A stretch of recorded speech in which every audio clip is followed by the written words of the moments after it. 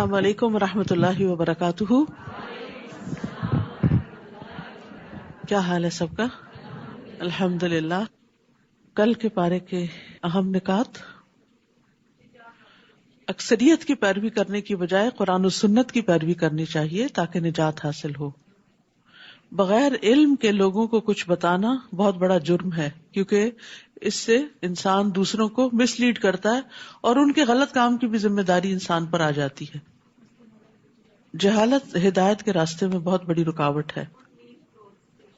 جانوروں کو لباس کی ضرورت نہیں ہوتی، ان پر تو قدرتی لباس موجود ہے، لیکن ہمیں اپنا لباس خود اختیار کرنے کی ضرورت ہے، اور خاص طور پر عبادت کے وقت پراپر لباس ہونا چاہیے.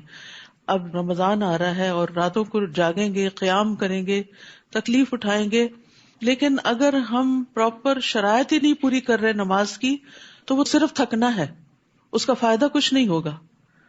تو مسلمان خاتون کا نماز میں ڈریس کیا ہوتا ہے یہ ہم سب کو پتا ہونا چاہیے، تاکہ نہ ہمارے بال نظر آئے، نہ ہماری گردن نظر آئے، نہ کان نظر آئے، نہ وہ سی تھرو ہو، نہ بازو نظر آئے. کیونکہ بعض لوگ بازو یہاں تک چڑھا لیتے ہیں اور پھر چھوٹا سا دوپٹہ یا اسکارف لے لیتے ہیں اور نماز میں آدھے آدھے بازو نظر آ رہے ہوتے ہیں، تو اس سے نماز نہیں ہوتی.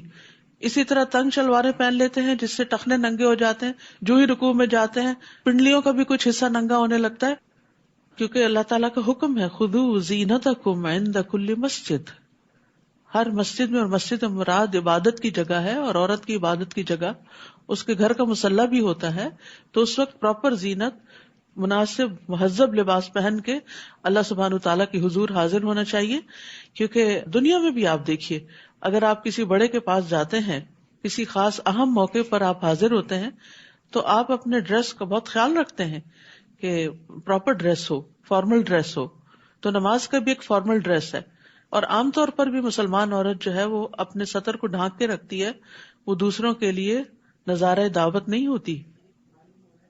حلال اور حرام سے متعلق معلوم ہونا چاہیے تاکہ انسان حرام سے بچ سکے. فرقہ واریت سے بچیے. افضل عمل پانی پلانا ہے. سب نے سوچا پانی پلانے کا کیا طریقہ اختیار کرنا ہے، اور کل میرا خیال ہے ڈائننگ ٹیبل پہ شعوری طور پر پانی بھر کے رکھا ہوگا آپ نے، تاکہ آپ کے ہاتھ سے سب پیئیں. قرآن ایک بابرکت کتاب ہے جس سے ہر طرح کی برکتیں آتی ہیں. جو شخص دین کی دعوت دینے والا ہو اس کے اندر دو کوالٹیز بہت ضروری ہیں. ایک یہ کہ اس کے اندر لوگوں کی محبت، خیرخواہی، ان کا بھلا چاہنا ہو، اپنے کسی مطلب سے جا کے نہیں ان کو واز کرے. اور دوسرے علم کے ساتھ رہنمائی کرے. عملی زندگی میں آدم علیہ السلام کے طریقے کو فالو کرنا ہے کہ اگر کوئی غلطی ہو جائے تو فوراً معافی مانگ لے، نہ کہ شیطان کی طرح اپنی غلطی پہ اکڑنا.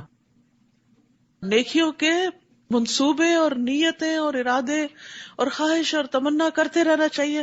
اللہ تعالیٰ مجھ سے یہ کام بھی کروا لے، میں یہ بھی کروں، میں یہ بھی کروں. یعنی دل میں اس طرح کی باتیں کیا کریں، کیونکہ ان نیک خیالات پر بھی نیکیاں لکھی جاتی ہیں.